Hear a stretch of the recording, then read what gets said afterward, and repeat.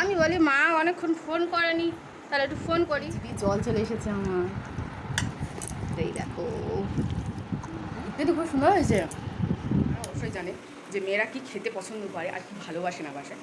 তো কালকে মা জেঠিমারা সবাই মিলে good morning everyone, welcome back to my new vlog video Arpita vlog. তোমরা সবাই কেমন আছো? আশা করছি অনেক ভালো আছো, কিন্তু আমি আজকে ভালো নেই। কারণটা তোমাদের একটু পরেই তোমরা জানতে পারবে। তো এখন রেডি হয়ে নিয়েছি আমি সকাল সকাল, যেহেতু আমাকে যেতে হবে আজকে বাপের বাড়ি। বুঝতেই পারছো তোমরা, মন ভালো নেই। মন না ভালো থাকলে মন মেজাজটা একদমই কাজ করে না, ভালো লাগে না। তো যাই হোক, বেরিয়ে পড়লাম আমি। আর যারা যারা এই ভিডিওটা আমার দেখছো অবশ্যই সাবস্ক্রাইব করো, লাইক কমেন্ট করতে ভুলো না। তো তোমাদের সাথে গল্প করতে করতে দেখো পৌঁছে গেলাম আমি আমার বাপের বাড়ি ঢালাই রাস্তাতে। বাড়ি ঢোকার মুখেই আমাদের ভোলেনাথের মূর্তি আছে, পুরো একদম মেন গেটে পুরো মাথার উপরে। এরপরে আমি বাড়িতে ঢুকে গেলাম ঘরে এসে দেখি মা বসে আছে। কেন?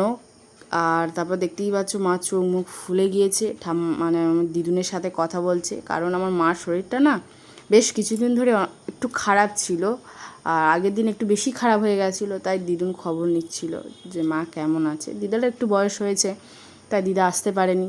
আর এখন তো বর্ষা ওয়েদার। তারপরে মাকে দেখতে তো চলে এলাম। আর মা বারে আমি বলছিলাম যে তোমাকে আমি বলেছিলাম যে হোমিওপ্যাথি এখন কাজ সেরকমভাবে করবে না, অনেক দেরি হবে। আমার কথা তো তুমি শুনলে না। আর এখন দেখো একটু বাড়াবাড়ি হয়ে গেল, তখন তোমাকে হাসপাতালে যেতে হলো। তো হাসপাতালে ডাক্তার দেখিয়ে, আগের দিন ডাক্তার দেখিয়ে ওষুধ খেয়ে এখন মোটামুটি ভালো আছে মা।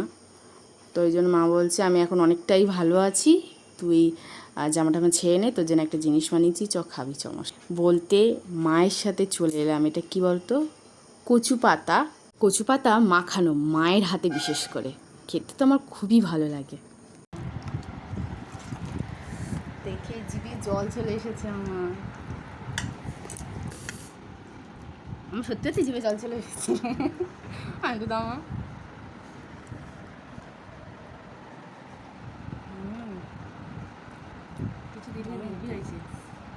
দেখতে খুব সুন্দর হয়েছে।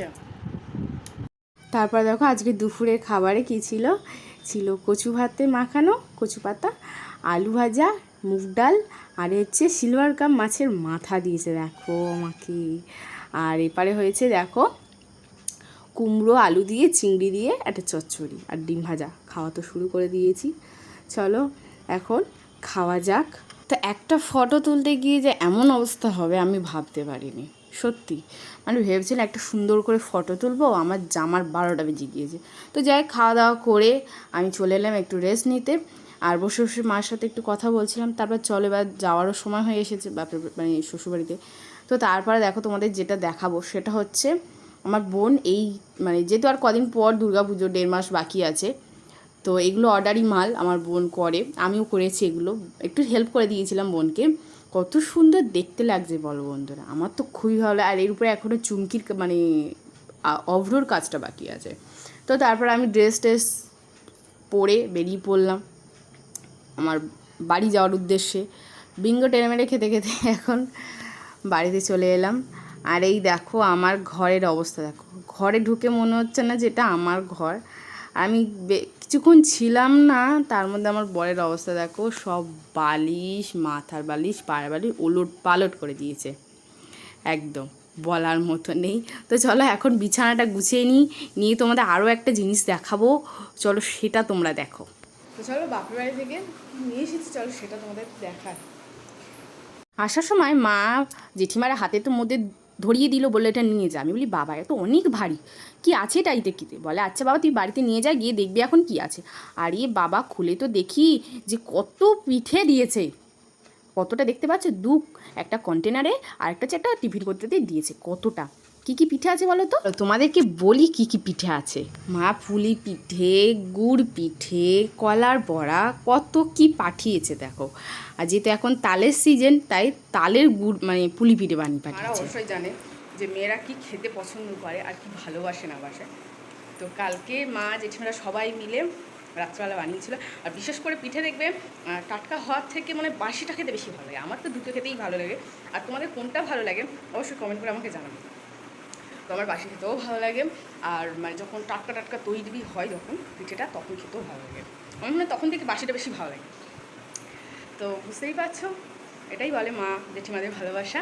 তো গিয়েছিলাম, সবে এলাম এখন। তো এবার আমি জামা টামা ছেড়ে বড়মাদেরকে পিঠে দিতে যাচ্ছি, কারণ যেহেতু অনেকটাই পিঠে দিয়েছিল, যেহেতু আমাদের বাড়ি থেকে যখনই দেয়, যেহেতু দুটো বাড়ি পাশাপাশি, আমি জেঠিমাদেরকে দিতে যাচ্ছি এখন। তো চলে এলাম জেঠিমাদের বাড়িতে। চলো দেখো, ডাকতে ডাকতে হাঁকতে হাঁকতে তো এলাম, এসে দেখি এখন সোনামা সে ওপারে ওর ঠাম্মার কাছে আছে। তো দিদি এপারে কাজ করছিল।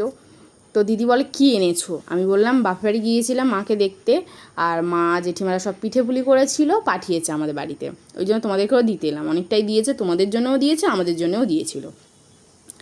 তো দিদিকে দেখি, ওপারে সোনামাকে দেখতে যাব। তো চলো আজকে ব্লগ ভিডিওটা এখানেই শেষ করছি। তোমরা সবাই ভালো থেকো, সুস্থ থেকো, অবশ্যই লাইক, কমেন্ট, শেয়ার এবং সাবস্ক্রাইব করতে ভুলো না। চলো tata, bye bye, see you.